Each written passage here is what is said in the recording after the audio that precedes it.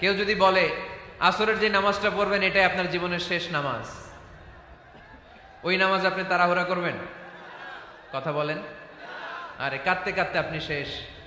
এত সুন্দর অজু বানাবেন, এত সুন্দর আতর মেখে যায় নামাজ বিছিয়ে পাঞ্জাবিটা পরে আপনি নামাজে দাঁড়াবেন, রুকুতে কি সুন্দর রুকু করবেন, লম্বা সময় সেজদা করে চোখের পানি দিয়ে তো সেদিন আপনার জায়নামাজ আপনি ভিজিয়ে দিবেন, ঠিক কিনা? কেন এমনটা করবেন? কারণ আপনি জেনে গিয়েছেন এটাই আমার শেষ নামাজ, তাই না? তো প্রতিটা নামাজের সময় এই জিনিসটা ভাবলে সমস্যা কোথায়? আমরা যে আরো আধা ঘন্টা এখানকার সবাই বেঁচে থাকবো কোনো গ্যারান্টি আছে? আরো 10 মিনিট হায়াত পাবো, গ্যারান্টি?